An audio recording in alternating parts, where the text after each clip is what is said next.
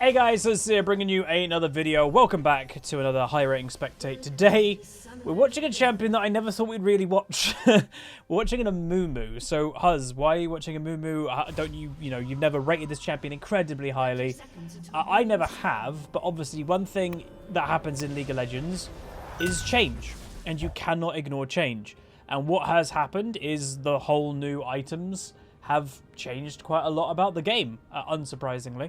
And the reason why we're watching Amumu, and I still can't believe I'm really saying this, this is like day 3-4 roughly of preseason, Amumu is the best performing champion in the game. I know. And the weird thing as well is it's not like he's got a low amount of games. So if we just take the top 10 performing champions, and when you're doing performance, it's win rate, it's pick rate, it's kind of using all of that together. Amumu right now has a 60% overall win rate. And I've always said, never use overall win rate as like the be and end all. But obviously you can't completely ignore it. But then pick rate, ban rate, Amumu's ban rate is starting to climb. And the interesting thing, if you take out the top 10, there's Nunu there, Kai'le, Rammus, Malphite, Swain, Malphite. I might have said Malphite twice because that's from mid and top lane. Actually, he's performing in both really well. Shen and Poppy. You'll notice tanks are doing quite well. It's one item. For the most part, these top 10, 6, 7 of these picks, they're there. Dr. Mundo is there as well. They're there because of one item. It's the new Sunfire. And what's also interesting is Amumu, out of the top 10 performing champions, is the second when it comes to matches played. So Malphite in top lane is 5th overall best at the moment with 37,000 matches played. So that's a lot of matches to determine how well he's doing. That's like a lot of data. Amumu's in second with 28,000 games. You know, Kai'le is 3rd place right now with only 4,000 matches. So it does kind of show you that, like, these amount of games, it does tell the story that these champions do belong there. Where Kai'le with only 4,000 matches, that's not as many games to determine if they truly are strong. Anyway, here's clear. Obviously started race red, then going down to Krugs, completely clearing that, hitting level 3, and then deciding to go back, getting a ruby crystal, and then probably going to go over and clear blue. A bit of a weird clear. You know, maybe not the most optimal if you're talking about like getting a gank in the early game, but that's probably the point. Amumu might not really care for an early gank. But it is worth noting, you know, when I'm talking about this pick and, you know, the champion itself, how much is this the champion? How much is it the item? If it is the item, then really what we should be really kind of obviously thinking about is when is this item going to be nerfed? Like, there's a lot of items that need to be nerfed, but the Sunfire, I think it's Sunfire Aegis or whatever it's called, that does seem to be literally insane. Meanwhile, Amumu not going to go top lane, isn't going to get there in time. Set picks up a first blood. Will now Amumu move? He will. Maybe a little bit too late. Can Set survive? No, he cannot. But now, Olaf running into an Amumu. Amumu a level down to an Olaf who obviously likes fighting at low health. But the Amumu will just take that. And also Silas very close to death, but going to survive. And that is, by the way, there's the Kai'le mid that we did speak about. And by the way, it is Kai'le specifically mid. The reason why you're probably seeing Kai'le mid, and I'm not a massive fan of the idea, well, I don't know if I'll play it myself, but the idea of it is if you put Kai'le top, she obviously is a hyper carry. She scales incredibly well, but the problem is that these early game top laners, who bruisers, even tanks, bully the hell out of Kai'le in the early game. You know, Kai'le can die a lot if she's not careful in top lane. In mid lane, she's most of the time against mages who are like Kai'le, weak in the early game, that have to scale, you know, to do anything, to get items. Ability power champions are especially, or, you know, especially needing of items.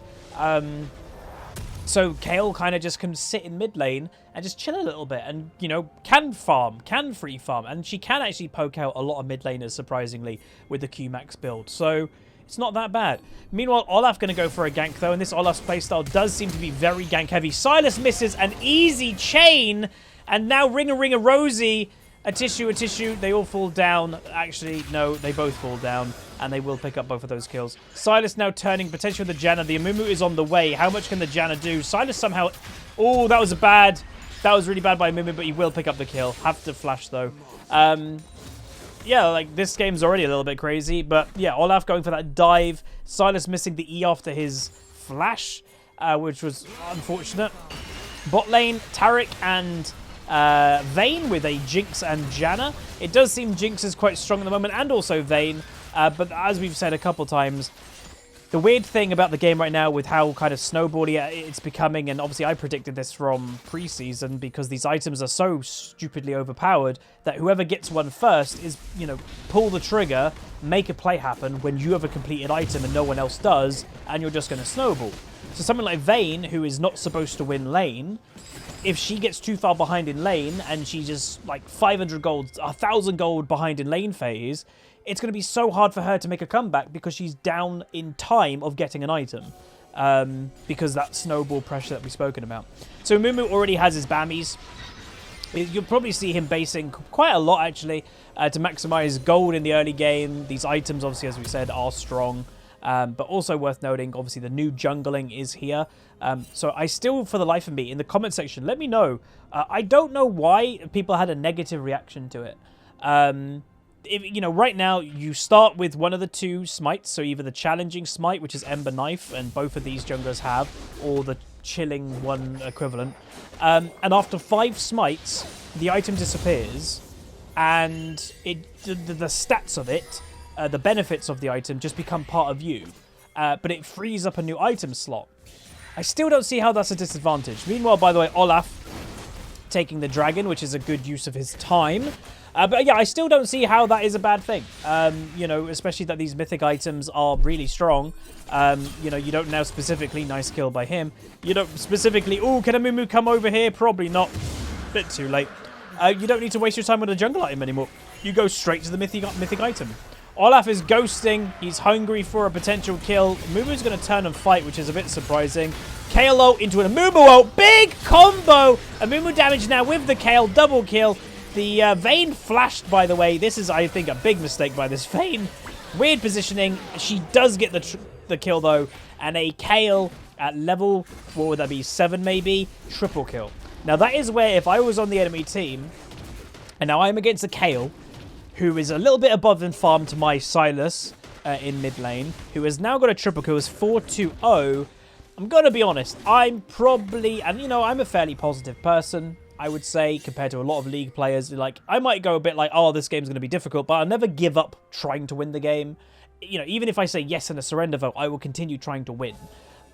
This game, I would be like, this is going to be difficult because it's Kai'le. You know, she's always that hyper-scaling mid laner, or champion rather, and she's not supposed to do well in the early game. That's the point of the champion. She's supposed to take a while to do anything. Meanwhile, top lane potential play. There was a sapling in that bush, which is going to slow the Amumu. Can the Amumu slow the Maokai enough for the set to get here? It looks like no, because the Q has been wasted by the Amumu. If you're wondering, by the way, the game we're specifically watching right now, we're watching a master, roughly, quality game. And this person, they're not one of the best Amumus, by the way. Nowhere near. I don't even know if they're, like, well, they're probably ranked, but probably not very high. But this was just one of the better performances of Amumu right now. Because, again, so many junglers. Like, this specific player is a Lee Sin, Graves, Lilia, Kindred, Nidalee. They play those type of junglers. So aggressive junglers. But a lot of junglers, obviously, now are picking up Amumu. They're picking up Nunu if they never have. Because the Sunfire junglers are outperforming anything else. So there's that. Meanwhile, bot lane play. Taric ults a little bit weird timing. Was thinking maybe Olaf might go for it, but does not. Can Amumu do anything? Return here? Probably not. Set having a great time in top lane. Has got his Sunfire. That's also worth saying. How strong is this item, Huz? Well, yes, a Set is buying it. Set, who is a Bruiser champion, is ignoring the Bruiser mythic items to buy the Sunfire one. That's how strong this item is. And by the way, this was all known from pre-season testing. PB testing. Right? It's known that these items are too strong. They've just put them in the game too strong. I don't know. Again, what I would kind of want, and I would say for transparency, what Riot, in my opinion, should be doing is we all can agree that these items are overpowered for the most part. It would be nice if Riot tells us that is actually what their aim is, because then this isn't this weird confusion of going, how did Riot let this happen? Well, they may have let this happen because they want to let the game feel more snowbally and strong with items like mythics, and not even some of the legendary items that are insane as well. So if Riot came out and go, no, this is the path we're taking, then there's a clear design philosophy there. But right now, it doesn't feel like it. Like, they've not said anything.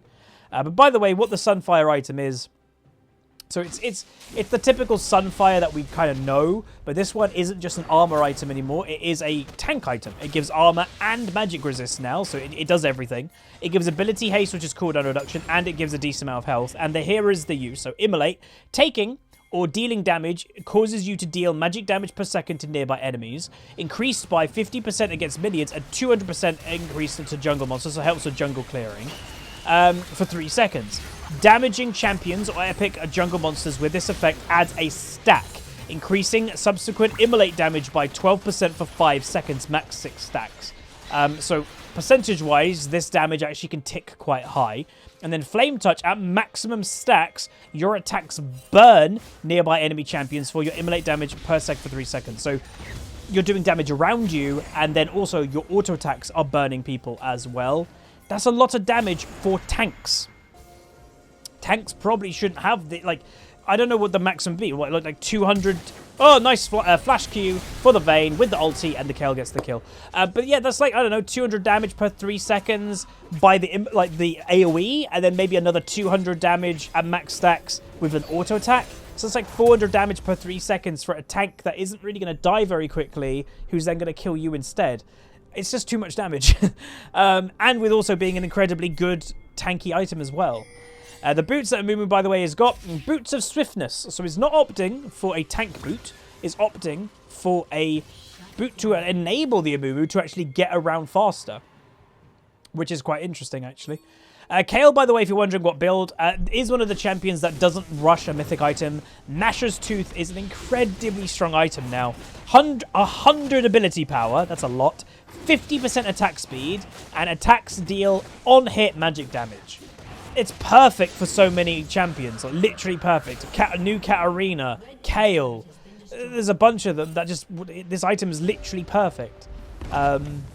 So that's also probably why as well you've seen Kai'le grow in strength. And obviously she was a relatively strong champion to begin with. But yeah. By the way, Olaf has joined the fray of Sunfire as well, as you'd expect. Maokai will be there soon, because he's obviously going to get it as well. So in this game, there's going to be 4 champions minimum with Sunfire Aegis. Don't know if Tarek's buying it. There might be the frozen item that he's buying instead. Meanwhile, Olaf trying to counter jungle doesn't get it. Now going for the all-in on Amumu, and you'd expect an Olaf to win this fight in a 1v1, let's be honest. Amumu going to re-engage with a nice stun. Now his team is following up, and Olaf's going to go down to the Amumu. Amumu just survives. But yeah, like, you're not expecting an Amumu to beat an Olaf in a 1v1. Olaf's kind of designed for 1v1s, you could say. But Olaf now kind of investing into damage. He is going into heavy damage, so that'll be interesting to see what that eventually builds into. And as we mentioned, we're learning with like these, well, we're learning like, I'm learning like you, so I don't exactly know right now what that Olaf is even building. By the way, AD carries, neither of which have completed their first item. I would presume both are going to go for the shield bow, or whatever the hell it's called. Survivability does seem to be quite key for AD carries right now, and that obviously is the item that enables them to survive a little bit more. I'm also kind of interested in to see what mythic the Kai'le goes for. Does she go for one of the mana ones, or does she ignore the mana and go for something else? I'll be interested to see if she even does indeed go for a mythic item. Again, some champions are ignoring mythics, which is, to me, kind of funny, but it is happening. Amumu might go here and then look for a mid lane. It is going to happen. Amumu going to go and hits. He actually aims, I would say, maybe on purpose for a minion there, because it puts him in the middle of both of them. He's going to go for the Vayne. He might actually get this kill. He hasn't got flash, unfortunately, but they will get one, and they get 2. Lovely Q to secure the kill. Unfortunate there for the Vayne to not dodge that. But that was really good. Well played to the blue team. They right now definitely have the advantage of this game. And it's pretty evident to see. You know, Jinx has had an okay game, but actually getting out-farmed by a Vayne. And yes, the Vayne does have her... Oh, actually, she's gone Kraken Slayer. I guess that makes sense for a Vayne. So Kraken Slayer is the tank-killing one that every third auto attack does true damage. So in essence, Vayne's W is an item, and Vayne herself now will have basically her W twice. One by her W itself, and the second one by the item. So Vayne's going to be dealing quite a lot of true damage. Amumu coming in, gets the kill. Actually, the Janna gets the kill, and the Sylas does go down, but was going to die anyway to the Set. The Set, by the way, got his Thornmail second item, anti-healing, If you look at the enemy team, Maokai heals, Olaf's got lifesteal, Sylas heals, Vayne usually heals quite a lot in mid to late game, and Janna, no, not Janna, Taric has a heal. Yeah, he does have a heal. So quite an effective thing to get is anti-heal against a team that everybody can heal. And Amumu going to go back. What's he going to buy? He's buying IP. So he's got a Bramble. So he's probably just going to leave that Bramble there. As we mentioned, the enemy team heals quite a lot. So got the Bramble, leave it there. He's still going to deal 40% Grievous Wounds anti-healing, but his set has got the 60% Thornmail one, so maybe he doesn't need to upgrade it now. So now the Amumu's having a great game. I'm going to buy some ability power to see what I can do. Enemy team looking aggressive. Olaf has popped his Ghost. Don't say he's diving. He's diving a Janna. He is got the kill just. Amumu now going for the Taric. Is going to get this kill with the Vayne. Sorry, the Jinx. She's going to pick up that kill. Amumu just ults the Vayne to stop her moving. Jinx for the triple kill. Now the Amumu trying to protect the Jinx from the Maokai. And Maokai now on the back foot. Jinx not dealing a crazy amount of damage, has to be said, but will pick up the kill, does the Kai'le. And that now is going to continue the advantage for the blue team. Set having a fight with the Set, who just survives, doesn't in the end with the flash play by the Set. Overall, really nice by blue team. Just an absolute, like, I know this is going to sound obvious to say, and people go, Huz, it was like that before. I'm aware. But right now, blue team has more items than red. And it's very clear that blue team are much stronger than red. And I think that's probably it. I know people say, oh, Huz, it was that before. Definitely. Sure. But I think because items are stronger than what they used to be, it's more apparent when one team is ahead. That's, again, when people are saying, oh, the game is more snowbally now, that's why. Because the item strength is so much stronger. So when one team has, on average, each player's got 2 items and the other team's got 1 item, it's really hard to deal with. Like, items mean more now than ever before, I would say. But yeah. So he, by the way, has gone a Rift Maker, has the Sylas. Olaf is hovering around the dragon. Obviously, a quite important dragon. Flash play does happen. Taric ultimate coming through. Look at the damage, by the way, by Amumu. Amumu just half-healthed 2 people who are quite tanky. Jinx coming in with some return damage. Kai'le in the end with the triple ulti on the Amumu. Oh my god, great combo. And now the Olaf is definitely in trouble to the Amumu himself. Double kill for Kai'le. Enemy team going to go for a full engage, it looks like, because why not? Amumu's in trouble. He's probably going to go down to the... Never mind. Is he going to die to the dragon? He's going to survive just. And that is a quadra kill for the Kai'le. 11-5-1 before 20 minutes. You've lost the dragon now again. Oh boy, you're in big trouble. These Kai'le ultimates, by the way, are godly, but they're only working this well because the Amumu's positioning. And obviously it needs them to kind of link up and play well together. But it's, you know, if the Amumu wasn't in the middle, Kai'le wouldn't get these great ultis. That's like the 2nd or 3rd one this game that the Kai'le's managed to get on the Amumu because he's right in the middle of the fight. It's great to see. And by the way, the Kai'le has gone for Rift Maker as well. For each second in combat, the deal 3% bonus damage, maximum 15%, and maximum strength. The bonus damage is dealt is true damage instead. So 15% at max, 15% bonus true damage. That's really good for a Kai'le because, again, Kai'le has these kind of longer extended fights where you're kind of just auto-attacking each other. So I wouldn't imagine it's that hard for a Kai'le to get to 15 stacks. Anyway, overstay has happened for some reason, and the blue team do find 2 of their own dead. So just to go through, like we're going to do every game just to make sure that people are aware what's going on. Sunfire, Rift Maker, Immortal Shield Bow has the Jinx gone for. The Janna has not, now has completed Imperial Mandate. Then Sunfire, Rift Maker for Sylas, Kraken Slayer for Vayne, and Taric has not gone for a Mythic yet. Kai'le now fighting, by the way, in an outnumbered situation. Picks up 1 kill. What can happen now? Amumu coming in to help with the stuns and the damage from Kai'le. Really good link-up, actually, by these 2 players. I don't know if they're duo, but they are working fantastic together, is the Amumu and the Kai'le. Great to see. But that is also one thing to say. People say, oh, Huz, you're watching a Amumu game, but the Kai'le carried. You're not really going to find an Amumu game where the Amumu purely carries. This guy did. He hasn't died. He's gone 7-0-13. He's been involved in 20 of the 33 kills. Has done decent damage, but tanked a lot and hasn't even died. Now straight on the Baron. So this is what I would call a carry performance for an Amumu. He's that type of champion. He's a team more orientated champion. And yes, by the way, we are watching Can he actually do this? We're watching an Amumu potentially solo Baron. I have seen, by the way, the actual item itself, the Sunfire, does do an insane amount of damage that basically the Sunfire alone kills the Baron. And yes, oh my god, we are watching an Amumu solo a Baron at 20 minutes. That couldn't happen before. I'm going to say that right now. But when these items weren't in the game, an Amumu, no matter how fed an Amumu would be, would not... Well, let's just say this the other way. Amumu has, in essence, 2.5 items complete. He's got Sunfire, he's got Demonic Embrace, and Bramble. So, in essence, 2.5 items. A 2.5 item Amumu, before these items, would never in hell solo a Baron. But yeah, Demonic Embrace, by the way, a pretty good item for Amumu, but that's the exact same as, or in essence the same. Some Amumus used to build Liandry's Torment back in the day. That's the equivalent nowadays, because you can't buy Liandry's anymore on Amumu because it's a mythic item. You already have your mythic item with Sunfire. The game isn't over yet, though. But the Baron, man, I'm shocked. Set's trying to bait. Unfortunately, Amumu missed his Q, and that is probably going to get nearly the Set kill. Maybe not in the end. Are you serious? Oh my god, he survives. Jesus. All right, if that's not a surrender vote in a second, I would be very surprised. Vayne now trying to do the red. Amumu making his way over. Again, Vayne, I have to remind yourself, there's a lot of damage with tanks, but isn't enough. Legendary Amumu, 9-0-14.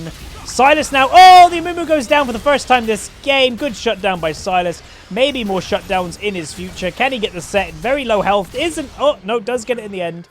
And now Janna may also die. Never mind. Janna gets a return kill. That's surprising. Kai'le now coming over for the Taric. And there we go. So Kai'le, by the way, has also got her Rabadon's Death Cap as her third item. And now the game might be over. But Amumu, by the way, picking up an Abyssal Mask. So immobilizing a champion causes them to take 10% increased damage for 4 seconds. So Amumu, you ult them, immobilize, and then your AoE is dealing more damage. That's pretty strong. That's a good combo. Kai'le going to do her best just to stop the enemy team even moving out of their base while basically farming and ending the game. But yeah, really good performance by this Amumu, to be honest. A carry performance, or as much as you'll probably see on Amumu. Olaf going to go for that all-in, getting frustrated in the end. Kai'le gets the kill. More auto attacks. Kai'le gets another kill. And there we go. 9-1-15 Amumu performance with also the highest farm in the game. He had 173 farm. That is the most farm in the game as well. But there we go. If you guys did enjoy, do throw a like on the video. Let me know what you think. And yeah, let me know, do you think it's Amumu as a champion? Or do you think it's just the items? I am leaning towards it's probably just the items. But also, you know, normally what would counter an Amumu in high rating is a aggressive jungler invading an Amumu in the early game. That didn't happen this game. The Amumu got the kill on Olaf near top lane. That took away Olaf's double kills. So the momentum kind of went against the Olaf's favor in invading the Amumu. But that's going to be it. If you guys enjoy, throw a like on it, throw a comment. Let me know what you think down below, and I'll see you guys next time. Peace.